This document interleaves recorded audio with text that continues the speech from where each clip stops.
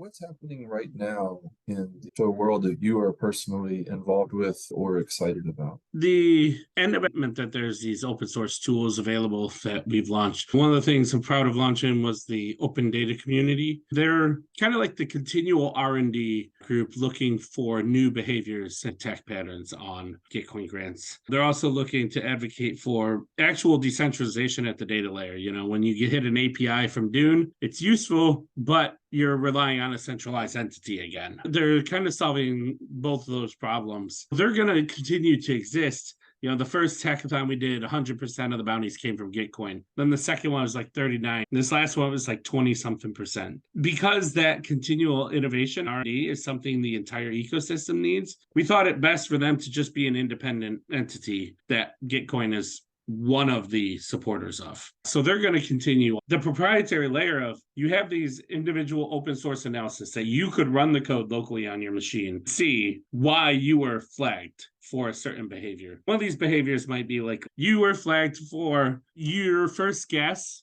you ever received at your wallet was received from a wallet that funded 5 or more other donors in that round, their first gas. Now, most likely, that's a great sybil sign. However, we also know sometimes, like this dude from Metacartel goes out, sends a bunch of people their first gas, tells them go donate because it's a great first experience that they'll enjoy. Right? That one signal alone isn't good enough. Another signal is we call like donor DNA. So then we look at every single grant there is. Did you or did you not donate to it? Then your total amount donated in the round. Now you had both of those flags. Now the chances of you being civil are much higher, right? We have, I think there's like 20 some of these analysis Legos, these risk factors that can be identified. We still run the machine learning that we did back when you were participating. But what we've done is kind of reverse engineered a solution to the explainability problem. You need the machine learning to implement this judgment or prediction of is something civil or not at scale. But then if somebody says, why was I banned? You need to now introduce explainability, which normally the machine learning do implementation accuracy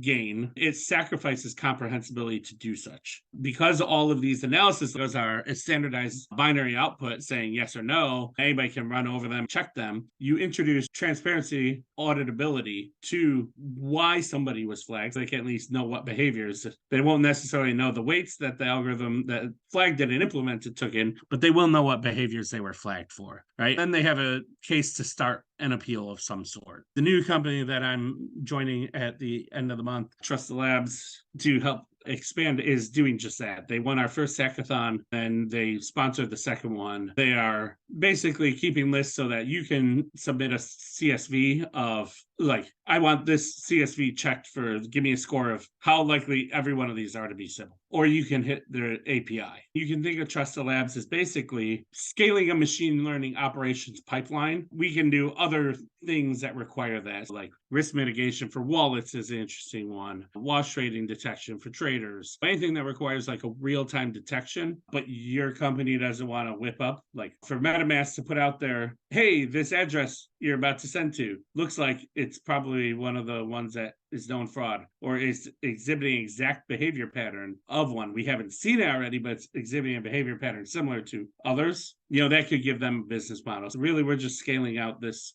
machine learning operations pipeline for other crypto use cases. TRUSTALABS.ai is their website. You can use the tool on the website right now. The founders had originally scaled Alipay's credit fraud detection solutions to 100 million users. I was a big fan of the fact that they've actually scaled this type of machine learning operation pipeline to such a large set of users, where I think we've done a lot of the research development to understand what behaviors we're detecting. We have the open data community continually innovating, detecting new patterns. We need to scale that actual operational pipeline. It's a great opportunity. It's a need that's out there. Then on the other side, I had been thinking about starting up my own company or a DAO around servicing grants rounds. I think that's going to work in tandem with the Trusta Labs as well. They may gain a lot of clients from us doing the grants management, but the first thing I'm working on is a proposal for Arbitrum. Now is probably a good time to talk about the Arbitrum grants. Yeah, Arbitrum had a little snafu in their launch of their token that they were actually trying to be more decentralized. A few key points. Some people argue that the amount that they were giving to their foundation was too large of an amount because it ended up being 750 million, but they had to put those parameters together before they launched it. Optimism gave them a percent. This was 7.5%. Before launching, knowing what that amount is, you have to do a percentage. They went lower than any other ecosystem had done. I also think that Arbitrum's quietly been kind of leading the technical race as well for the L2s, doing a lot of really great innovation. Very good team. They've showed strong principles. I think seeing the DAO launch,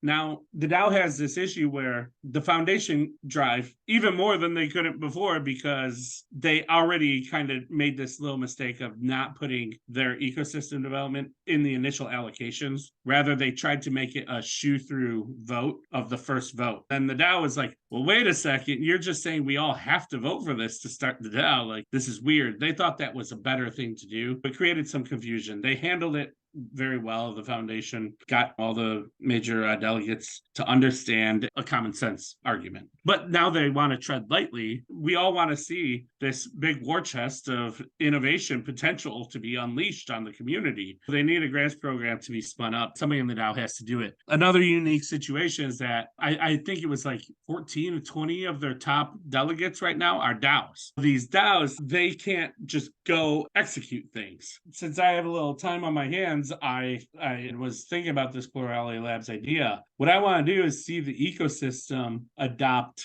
plurality in the way that they handle their grants programs. What we've seen before is, we're going to do a grants program. Okay, let's have one person or one council select one mechanism we're going to use, test that and see if it works. What I wanted to do was say, no, let's source all these ideas, the best ideas for grants mechanisms. We held a joke DAO contest, which anybody could submit potential grants frameworks for. And that was up for 20 days taking submissions. And we sent the top 100 delegates voting tokens, which we explicitly said this is not a vote for how we're going to allocate funds or what we're going to use. This is simply like a design process. Like when you diverge and brainstorm all the ideas, then you heat map, center it on the ones that are the best. We just figured out a DAO native way to do that with like 279,000 token holders, right? Really creating these bottoms up mechanisms for getting the input, sourcing the input, which creates legitimacy because people were in the room. I think that's a really important thing for people to understand for legitimacy, how it's created. It's like, have you ever been in a room where like you're trying to decide what to eat with 10 people? How does that generally go? How does that feel? It's usually a struggle. Why is it a struggle? There are two reasons. One is people have different constraints, but the second reason is in a group that large, either one person takes charge or nobody takes charge is typically what happens. Typically, it's either the person with the strongest opinion or the loudest mouth, right? Which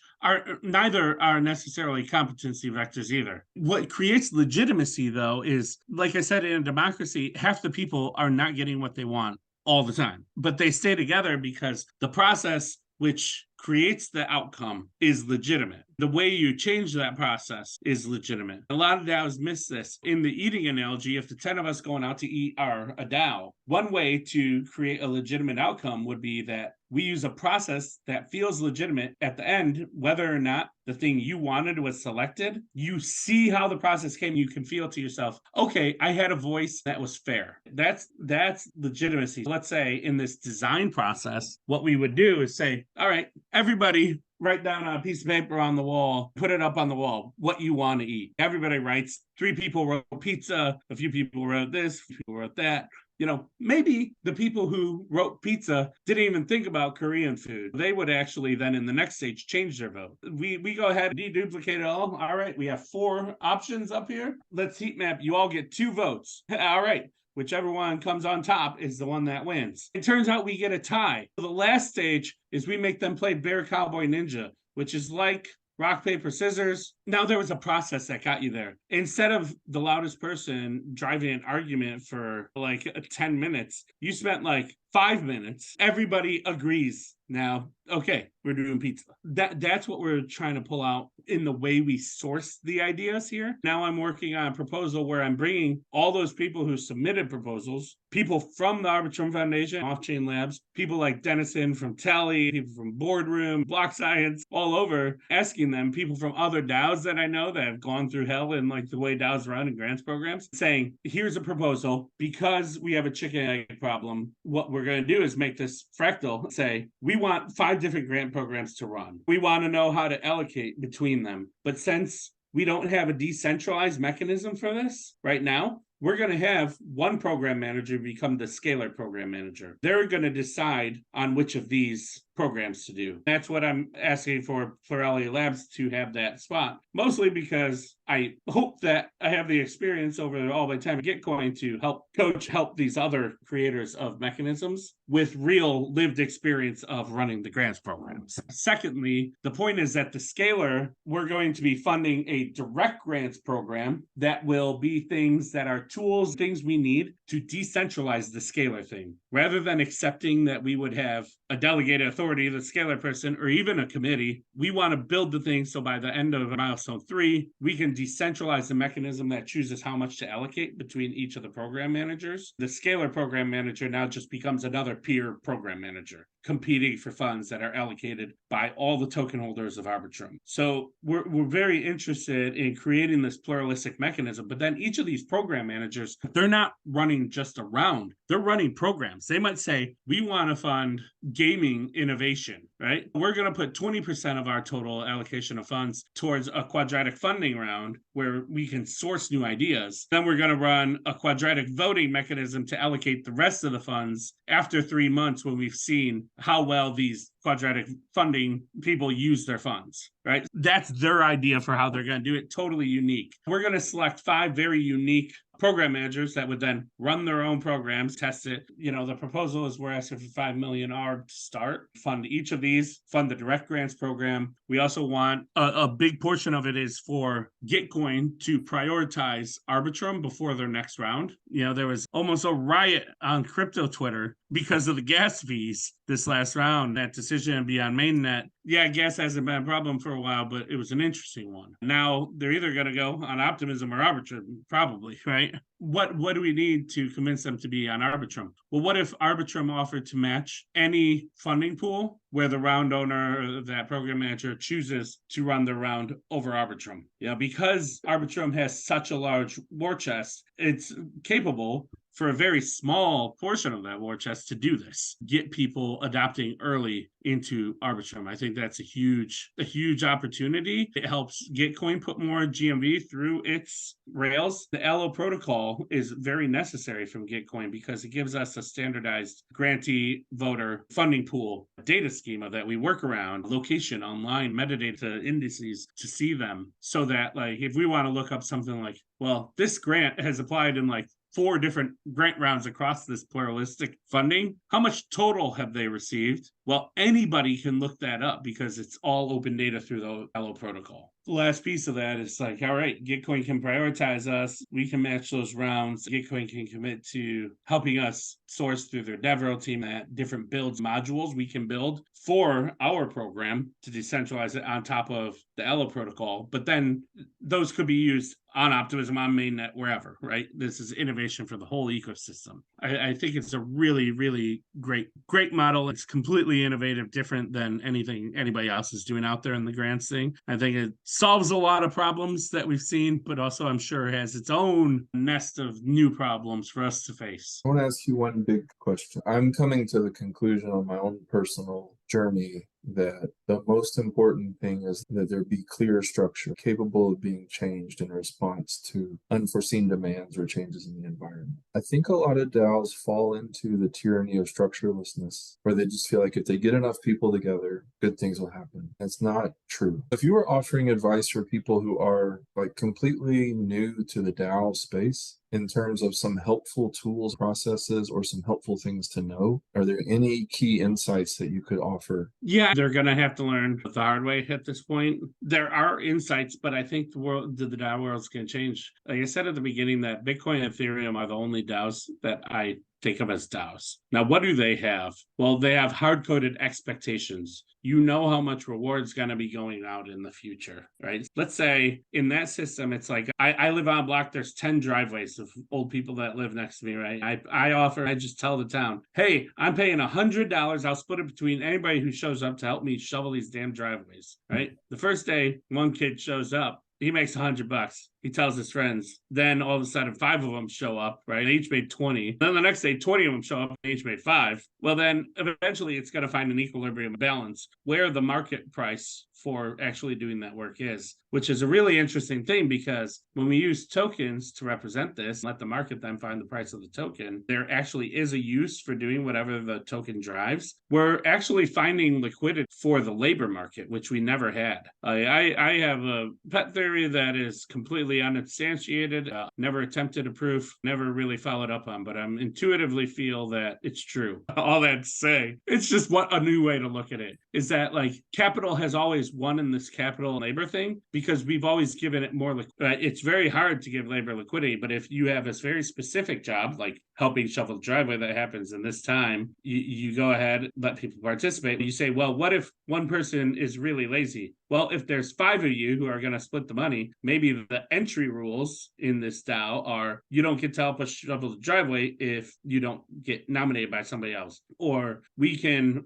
kick any one person out if they're not holding up their weight, right? These like smaller groups, more microservice things, I think is where DAOs are going to be very effective. We see that in Protocol Guild. It's been pretty effective because everybody's doing the same work. Yeah, some of the things we did around human evaluators and stuff, I think will be picked up again because the ecosystem is every single DAO, every protocol I talk to has one problem that they can't evaluate impact, right? They can't evaluate task creation. They can't evaluate a success. They can't evaluate whatever. The problem is because, again, you either have a single person, a single committee, 2 different forms of a single point of failure, or you have an open permissionless protocol for how people participate in reviewing. You use incentives to achieve minimum viable decentralization where we can put a proof that says with reasonable assumptions, you should get a quality outcome from this, right? This is how Bitcoin, Ethereum work. They use their issuance curve to set an expectation for what rewards are coming every week. People opt in, choose if that value is worth it to them to participate. You know, they don't have sub-DAOs or departments within them. Anything that releases the money is free to do whatever it wants with those rewards, right? Because they're aligned, it's obvious that they're going to spend it on other things that help grow the ecosystem. They've already shown they're cooperators. Yeah, all that to say that there's some new tools, new structures on the way that are going to be a little more skeuomorphic or radically different than trying to say, what's the Web 2 thing, just using Web 3 tools, which we're doing now when we try to think of these DAOs as like corporations, but everybody gets a vote. It's going to be, well, how do we collectively collaborate to incentivize more positive sum outcomes? That's the real question. Joe, thank you so much for joining me. I really enjoyed this. Is there anything else that's important for you to say that we didn't get around to? No. Sometimes worry that I keep these conversations at a very, very high level, but I always think that a lot of the solutions that we're doing, especially in complexity, involve flying the helicopter out a little higher, reassessing the problem, assessing the problem from multiple perspectives, and continually making legitimate adjustments.